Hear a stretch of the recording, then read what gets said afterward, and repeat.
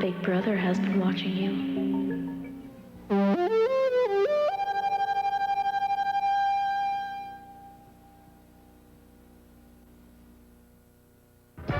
That's 6:30, Monday night, right here on Channel 5.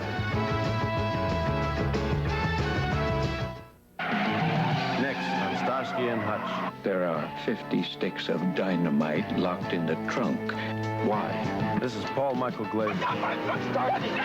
A stolen car is loaded with explosives. You had them cold, but you blew it. That's it. Hot wire. I got the trunk. Get him out of here! It's a race against the clock as Starsky and Hutch put their lives on the line. Monday at 3:30 p.m. on Channel 5. KSTP TV, St. Paul, Minneapolis, Channel 5.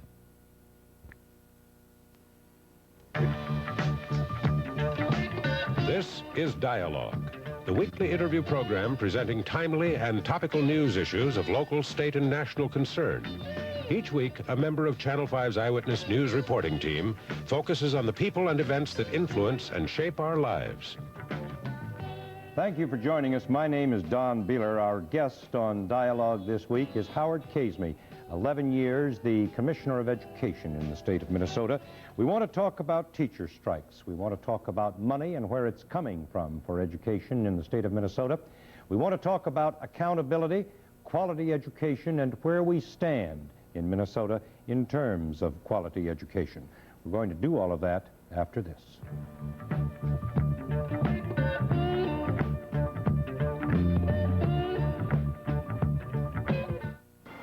Until now, severe storm forecasting was stuck on the ground. But Eyewitness News has changed all that with the Weather Hunter, TV's first weather center in the sky. It starts with KSTP TV's wide area radar network.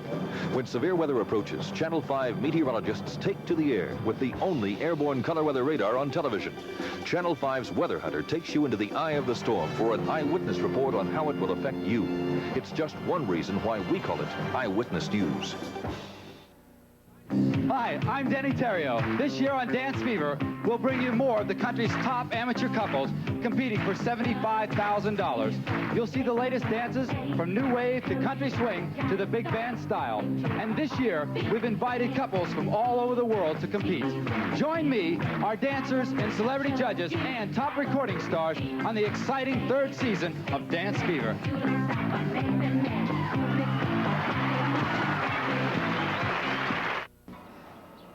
I've been hospitalized 7 times for mental illness. I've been on 4 medications and I lived in a halfway house for 2 years. I'm better now. I go to college, I have a job, and I have close friends. People can overcome mental illness, but stigma and the shortage of community treatment programs make recovery harder. We can build a strong community mental health system. We need your help. Please call the Mental Health Advocates Coalition at 222-2741.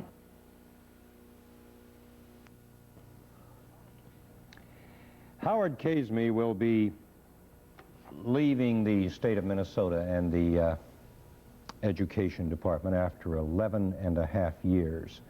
I believe, what did you say, Howard, June? June 30th. Mixed emotions? Oh, absolutely. You're bound to, after being in a position that long, you're bound to have some mixed emotion.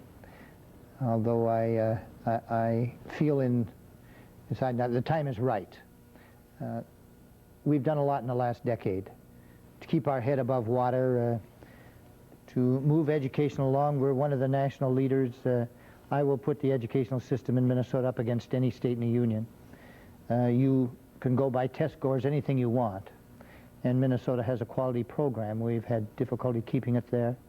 We've initiated, I could go from our desegregation program, which, by the way, the news media helped us with just immensely. And you can see what's happened in Minneapolis and St. Paul, the Selby-Dale area, the Plymouth Avenue area. It's no longer a ghetto. I'm not saying that our desegregation plan did it all, but it certainly helped. You look at the pairing and the sharing and special education, vocational education, and the regionalization, the EXU bringing service to all the school districts, affirmative action, women's athletics, the things that have been happening in the last decade in Minnesota. Is very gratifying to me. But I guess you feel you've just about done what you can do, and you feel maybe new leadership can carry on, and I just happen to feel that.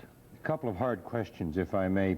Some of the accomplishments that you've just ticked off there become somewhat shrouded in the 1980 way of thinking by what some people perceive is your reason for leaving, and what other capital pundits perceive is your reason for leaving. First hard question. Do you think you faced a reconfirmation fight? Oh, no, I'm not going to have to look at reconfirmation for another 2.5 years. Okay. So that wasn't an issue at all. And I guess by accomplishing some things in education, I'm going to have to make enemies. And we have people in the legislature who feel they have to call all the shots. And certain people, and I'm not going to name names here, have been so instrumental at formulating good educational policy. And I'm going to name a couple. Carl Johnson, for one, from head of the Education Committee in the House. Just a tremendous person. We've worked closely together. We've got a lot done. That never entered my mind because I didn't plan to seek another term as Commissioner of Education. I felt that would have, had I finished this term, that would have, been 13, 14 years, which would have been probably the longest tenured commissioner in the whole United States. I'm second now only to Leonard DeLeo from New Mexico, so that wasn't too hard a question. Do you think the fact that you married your administrative assistant, which created a minimal hue and cry, if I can put it that way, had anything to do with your decision to leave early? Yes, it was the straw that broke the camel back. I guess after a while you just get tired of living in a fishbowl. Everything you do is analyzed by a lot of people, and it affects a lot of people, and I understand that. And I guess maybe as you get older, your skin gets a little thinner, and I can take people looking at what I do, looking at whether or not I'm interested in computers. I am. I'm very interested in computers and education. I think it's a new breakthrough for dealing with the individualization, dealing with rural Minnesota. And but I can take all those things. I just got tired of it getting personal. Very honest, I got tired of it being personal. And when it infringed upon my personal life, I resented it. And maybe I was a little touchy there. You were mentioning, I think, a couple of weeks ago at a Citizens League breakfast, as we start to move afield, that you anticipate 150 teacher strikes by the fall of 1981, and I think that one of the MEA spokesmen, Don Hill, agreed with you. I didn't say I'm anticipating 150 strikes. I said we could have 150 strikes. Now, there's a difference between anticipation and looking at what it could be. Now, a lot will depend upon... That's 33%. That's 33%, absolutely. Now, I'm talking about what would happen if, first of all, when we have a new Pellra bill that was passed in the last session of the legislature, which legalizes strikes at a certain time. And that's just before. Why don't you explain Pellra? Right, Pellra is Public Employee Labor Relations Act.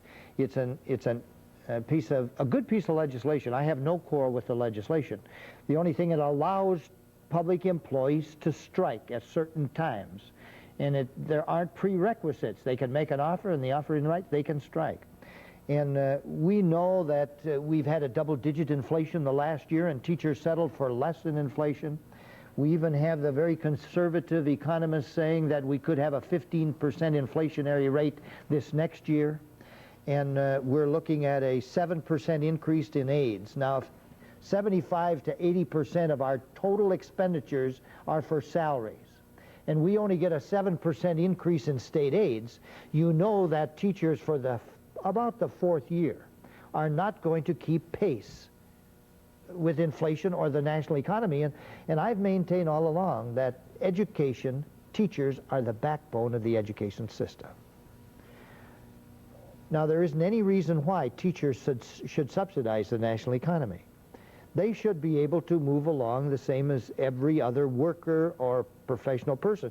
Now, in education, the only means of support for education is taxes. We can't raise our fees. We can't raise the price of our product. Public education is run by taxes.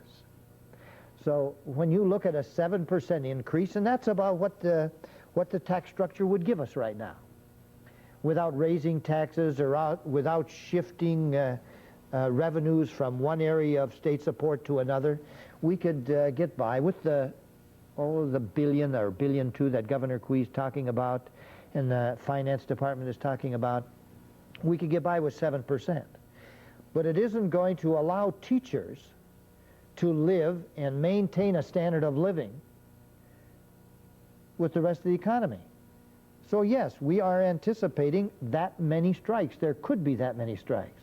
Now, if they settle at 12,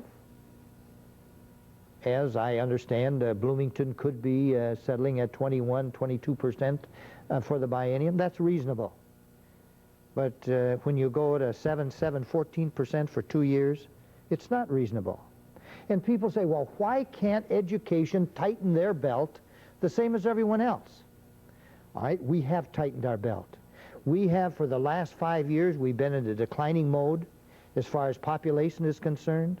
We have cut, I maintain we have cut all the fat there is to cut in education. Now it's going to cut teachers, it's going to cut programs, and it's going to maintain the same salary level.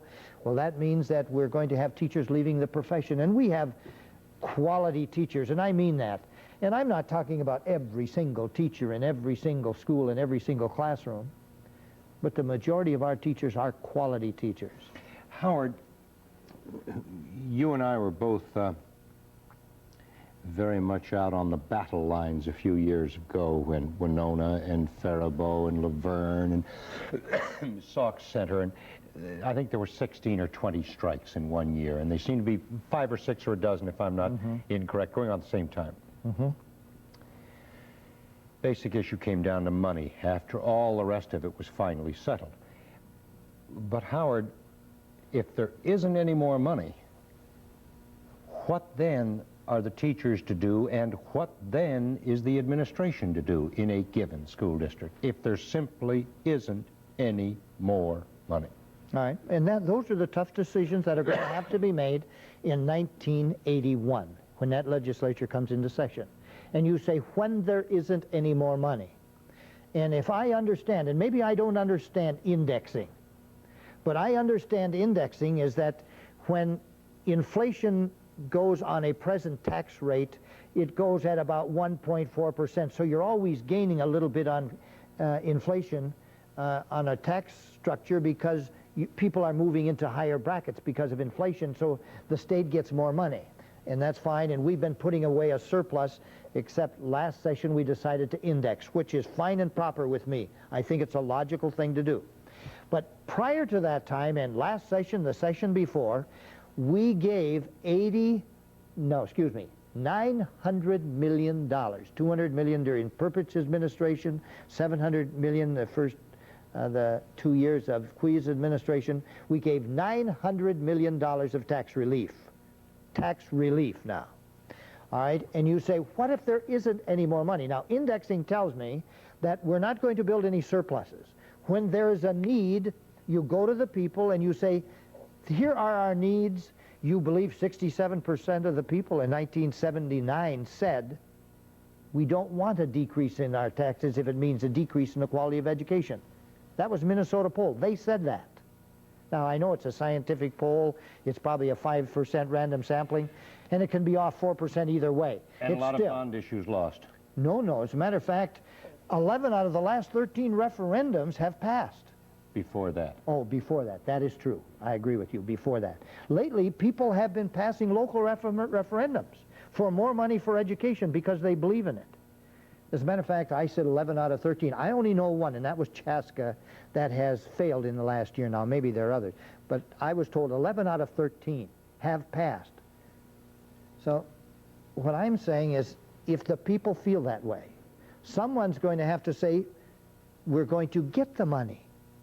so that we don't have to decrease the quality of education. We're not asking for more money for new things. All we're saying, we want the same amount of money as we had last year in constant dollars, which means whatever inflation is, we put inflation over what we had last year, and we maintain that level of service. That's all we're asking for.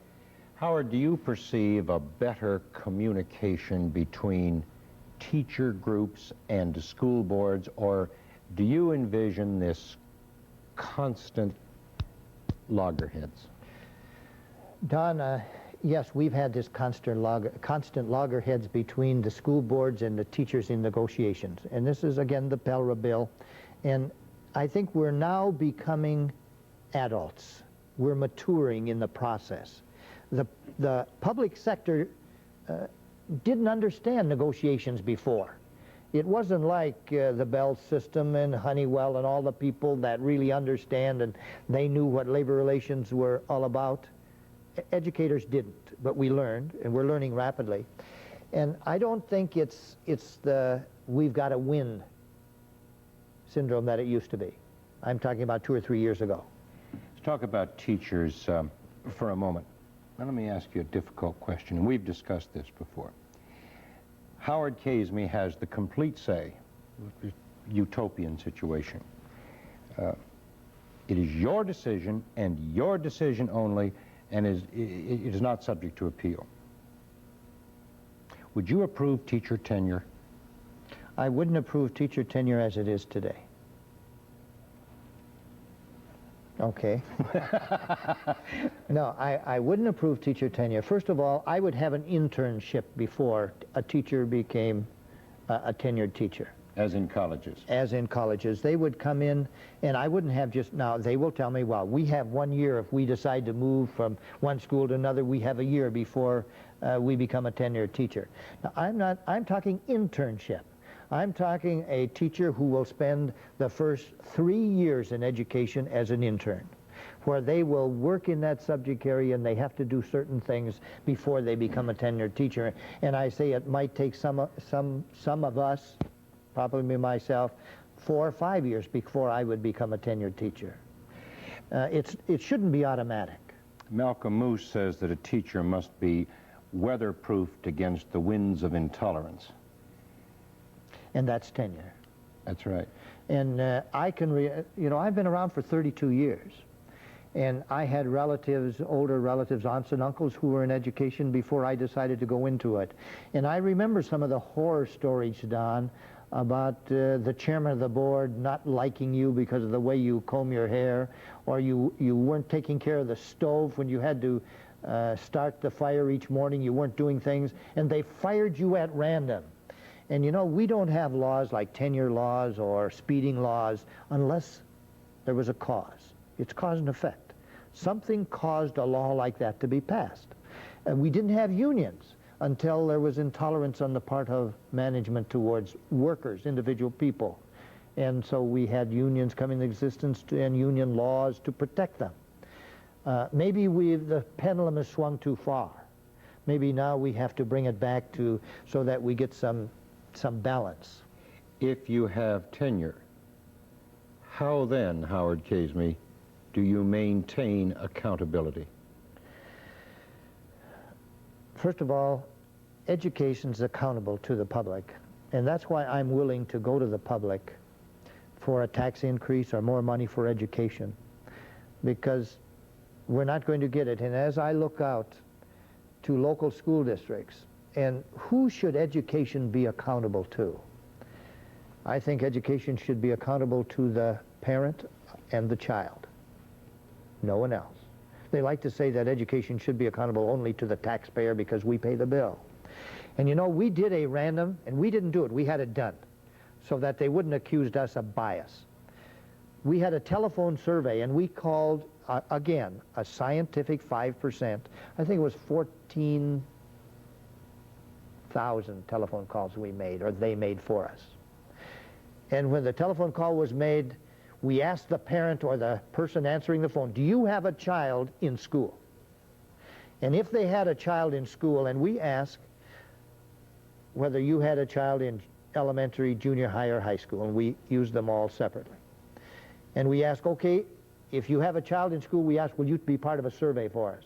If they didn't have a child in school, we thank them and let it go. We wanted to test only those people who had children in school who were close to education and who understand education today, not education of the 60s, which I had some concerns about, and I was part of it, but I still had concerns. But we asked them, if you were to rate your school exactly like the school grades your child, A, B, C, or D, how would you rate your school? And it was very, very interesting, the results. Only 6% of all the people polled said that we would have gotten a D. Most of the people, the biggest percentage of the people, and I forget the exact percentages, but most of the people rated us A or B. A or B. Because they were close to it, their children were there. But you know, I find out most of the critics of us, those of us in education are the community who are removed. And you know, everybody in this country has gone to school. Howard, why is that? I don't know. Why do we maintain that we must educate everyone? Well, I guess I happen to believe in it, Don, because education is the greatest equalizer we have. With education, the world is unlimited. Without it, the odds are pretty good you're going to be a pauper.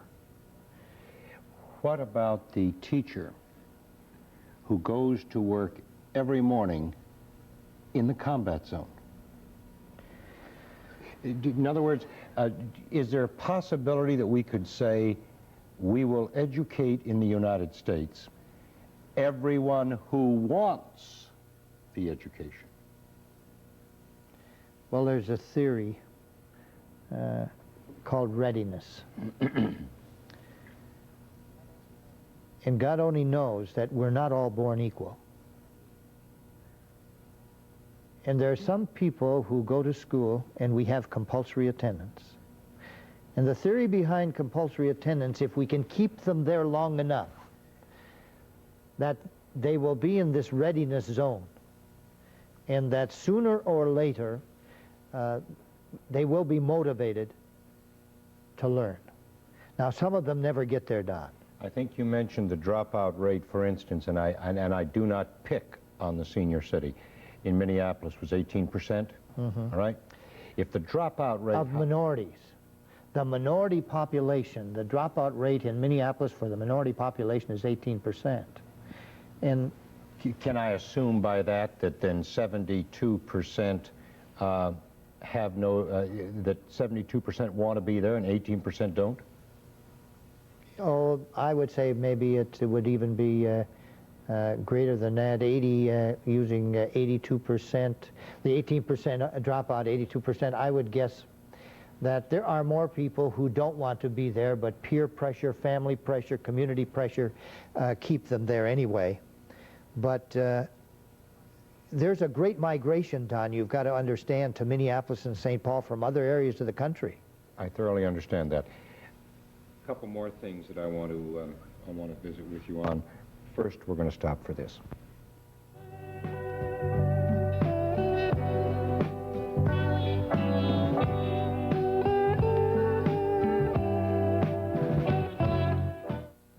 Now watch how good these actors are going to do this promo in one take.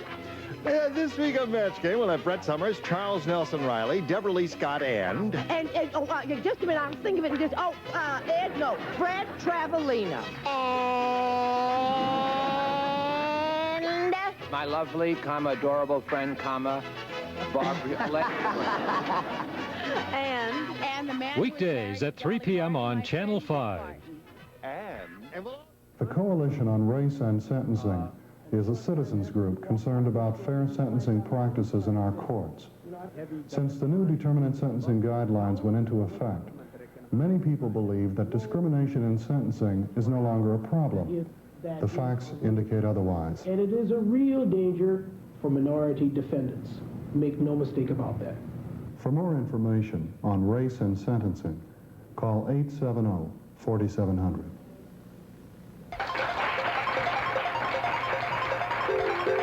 Hi, I'm John Hines. On the next Twin Cities Today, we're going to go to the YMCA and take a look at some new games. Also, Rocco's going to be here with some hair fashions for New Year's Eve. And Dick Obershaw will be on our stage, and June Lindsay will be back. We'll be talking about death and grief. Join us at 9 a.m. for Twin Cities Today here on KSTP TV, Channel 5.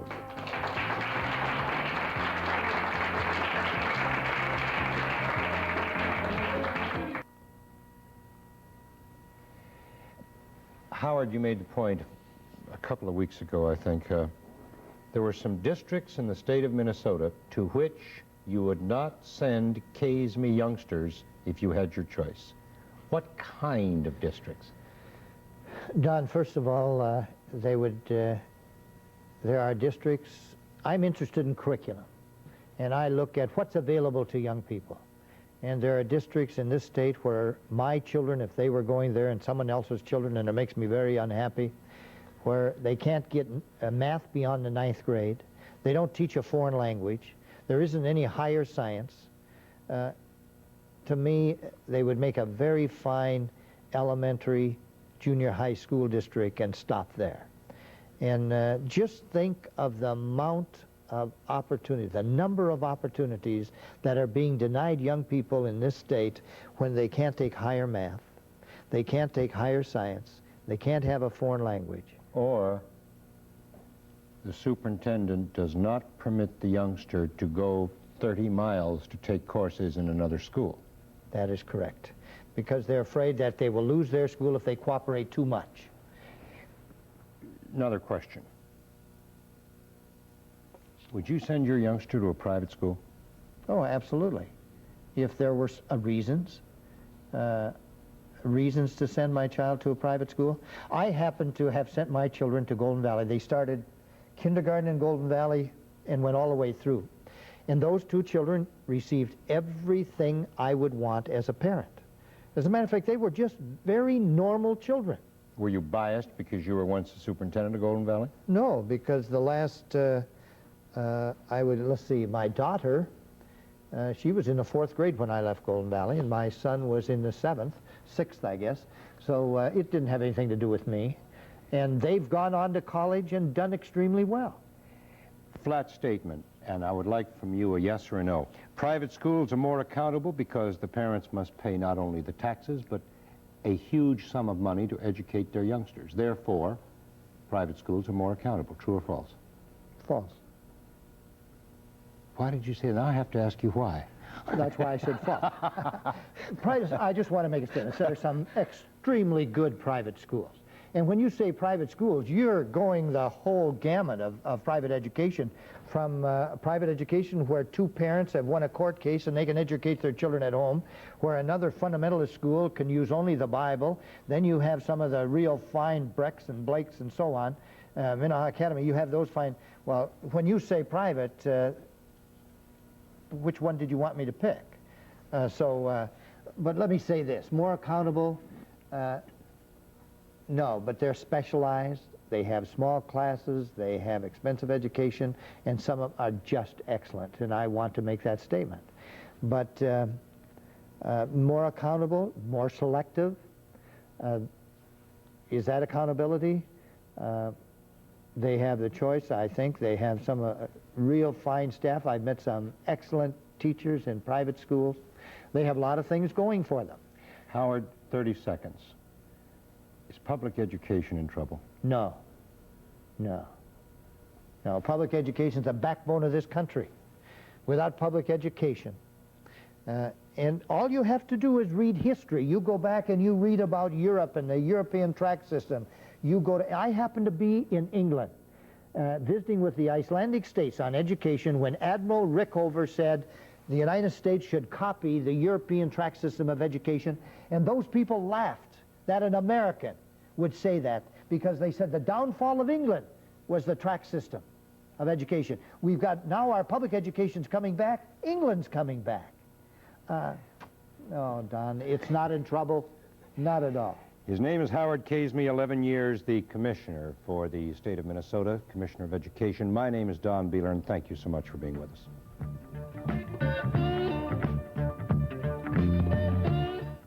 News breaks anywhere, anytime, 24 hours a day, and a good news team is out covering the stories round the clock. Channel 5's Eyewitness News is the area's only full-time television news team that has the news and weather covered 24 hours a day. When illegal Mexican aliens were arrested in Minneapolis, when investigators found dozens of flaws in the MGM Grand Hotel, Eyewitness News was the only news team at the scenes getting you the exclusive reports. If it's the news that affects you, count on the Eyewitness News team being there 24 hours a day. Hi, I'm Timothy D. Kerr. Join me New Year's Eve at midnight for Jeff's Collie, when Jeff inherits Lassie. Then stay tuned for Sergeant Preston of the Yukon and his mighty dog, Yukon King. They save a man's life and capture the criminals. And finally, Jet Jackson, Flying Commando. Originally titled Captain Midnight, with his secret squadron, he devotes his life to fighting crime. It's a New Year's Eve celebration of nostalgia. Midnight, here on Channel 5. KSTP TV, St. Paul, Minneapolis, Channel 5.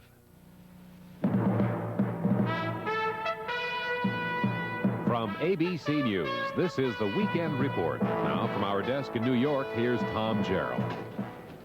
Good evening. U.S. officials in Washington today released some details of the secret hostage negotiations with the Iranian government.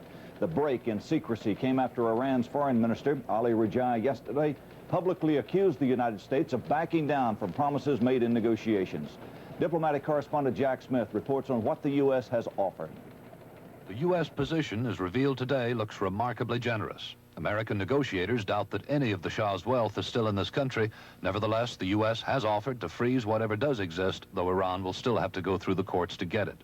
On Iran's frozen assets, the U.S. government proposes immediate release of the $2.5 billion it holds. The rest is tied up in courts or frozen in banks, but if Iran agrees to binding international arbitration of the claims against it and pays banks the interest it owes them, that money will be returned too, and most of it in just a few weeks.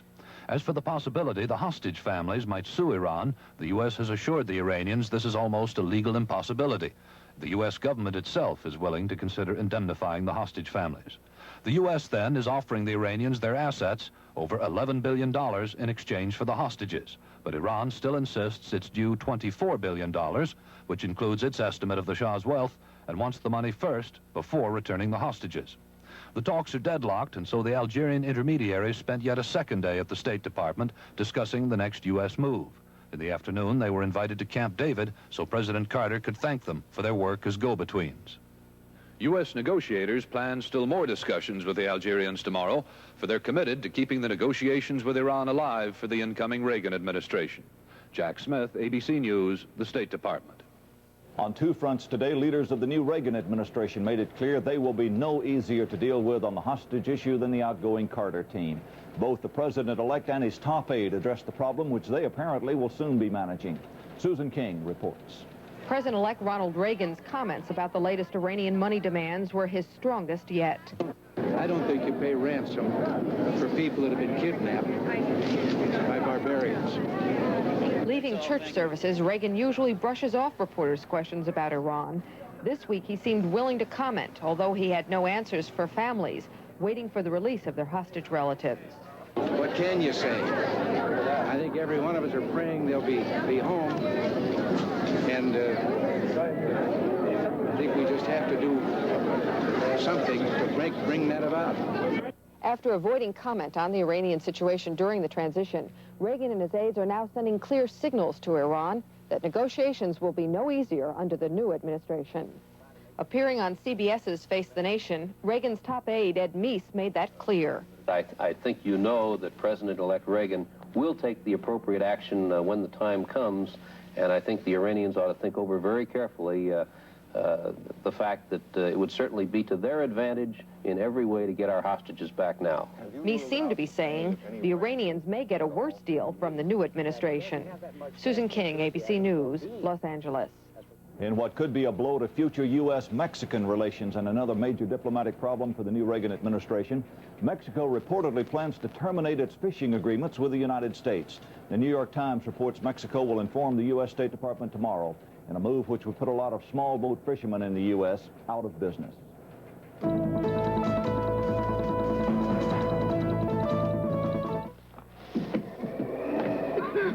Smell that bacon. Nothing can penetrate this stuffy nose. This can. Hall's Mentholyptus? With vapor action. Hall's vapor action penetrates deep into clogged nasal passages to help your stuffy nose feel clearer, while Hall soothes your throat to help you cough. Hey, this is something. The bacon? No, the Halls. For penetrating relief, get Hall's Vapor Action. Now in new ice blue, too. In the next few weeks, people are going to mail you things that look a lot like the Publishers Clearinghouse Triple Sweepstakes. And that's a shame, because if you enter theirs instead of ours, you'll miss your chance at our super prize, $250,000 in cash, all for one lucky winner like you. So watch your mail for this one, the Publishers Clearinghouse Triple Sweepstakes, the only one that can make you $250,000.